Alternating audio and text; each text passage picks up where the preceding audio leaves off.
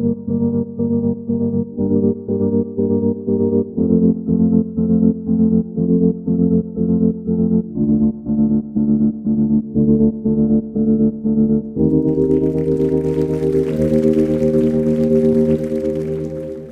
good afternoon. Thank you to all of you.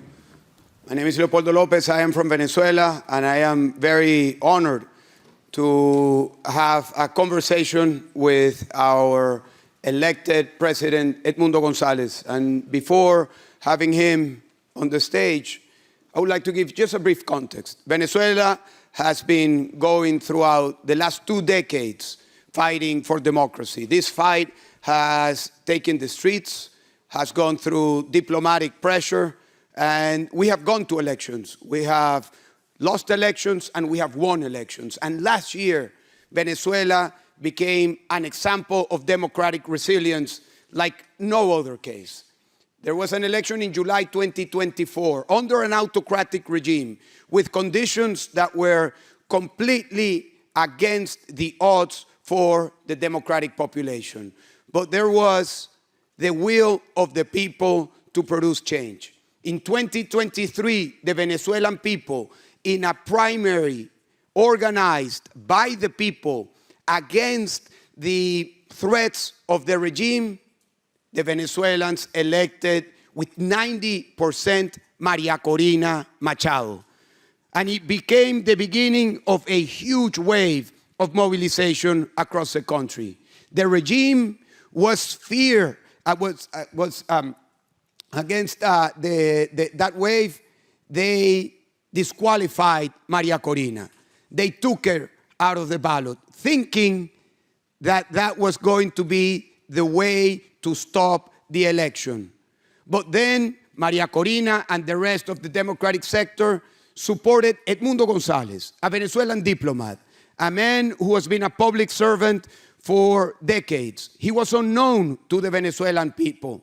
And in just 3 months, in an incredible campaign between Maria Corina and Edmundo González, the 28th of July of 2024, won with 70% of the vote.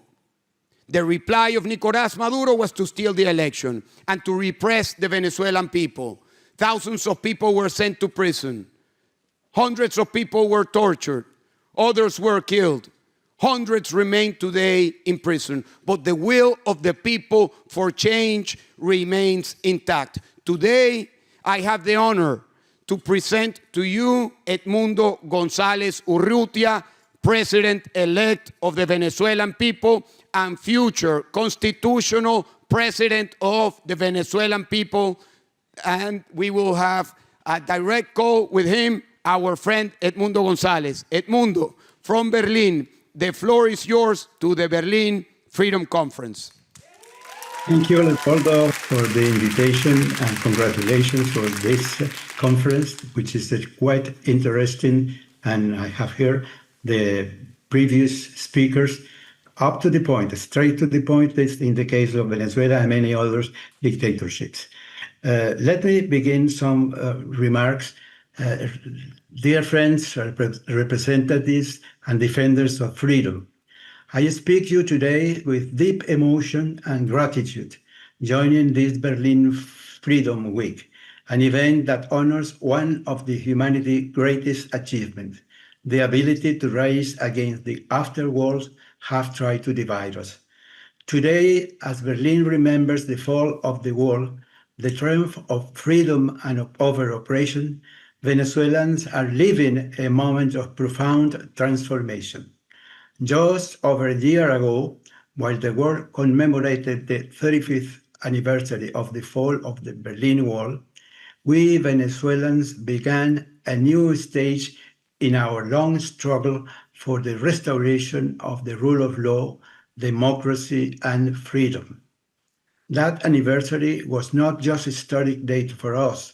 It was a living symbol that inspired us to believe that the walls of oppression would also fall in our land.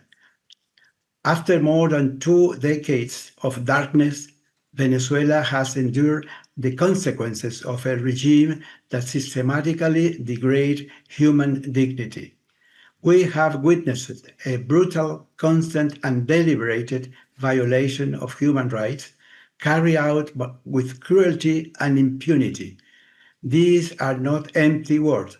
We speak of thousands of prisoners of conscience, of teenagers jailed for protesting, of women subjected to inhuman treatment, of family torn apart by exile and persecution, and of a nation where the regime tried to silence our voices, suppress our votes, and extinguish our hope. Yet, what they could not destroy was our convictions, because Venezuelans have learned that there are not human rights outside of democracy. There is no freedom where the fear rules and no justice where power stands above the law. When the rule of law collapses, truth itself becomes a target. This is why our struggle transcends our borders. It's not a bipartisan battle, nor an ideological contest.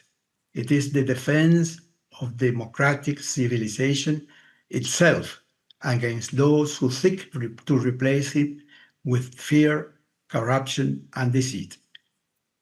In this cause, we feel profoundly supported by so many brothers and sisters of freedom who gather here in Berlin.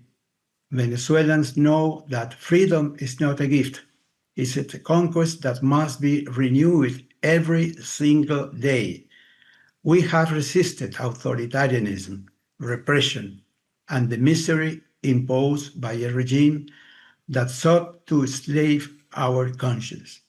But we have also learned that international solidarity, the voices that refuses to remain silent, and faith in justice can sustain a people in their darkest hour.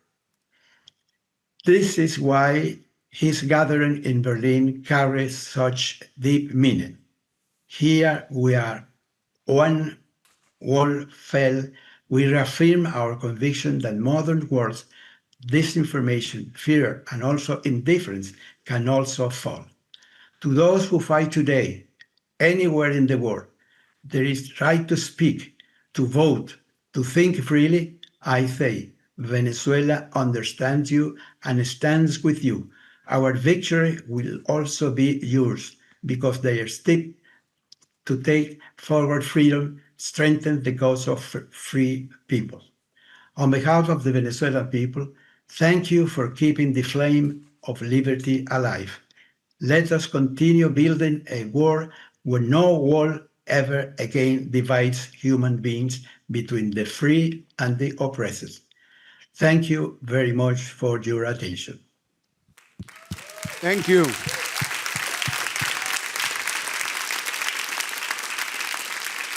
Thank you, Mr. President. Thank you. We have time for a couple of questions.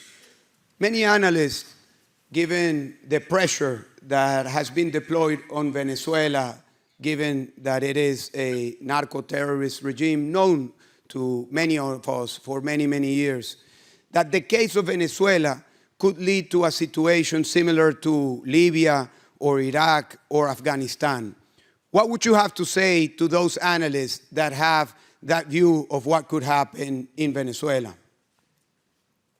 Well, although these similarities we have can be present also in the countries that you mentioned, we have our own experience. The case of Venezuela is not a single one. It's just the deterioration of democracy by a government who suppressed the liberty, the freedom, liberties, and human rights. And we can fight this since the very beginning. We are going to win. We are going to replace the authoritarian regime by a democratic government, and we will gain again our democracy. Thank you very much, Mr. President. And a final question to you. How do you feel? Are you prepared to assume the responsibility to lead the democratic transition in Venezuela? Surely I will. It is not a case that I am going to do it myself. We have a team of a lot of people who follow us, group of technicians who have prepared a program detailed, and we are going to work on it since the first day of the transition of power. We are going to work for the Venezuelans, and we are going to fight for a decent government and respect for human rights. Thank you very much, Mr. President, and I can tell you, thank you. Over the weekend, as you know, we gathered at the World Liberty Congress representatives from 60 nations, 180 delegates, and I can tell you that from all over the world, the eyes are on Venezuela and the hopes are on Venezuela, because we all know that if transition from autocracy to democracy happens in Venezuela, it will happen elsewhere. So thank you very much for your support to the World Liberty Congress, to the Berlin Freedom Conference, and you are be assured that you have the support of all those who are oppressed today, who want to be free in their own countries. Thank you very much, Mr. President. And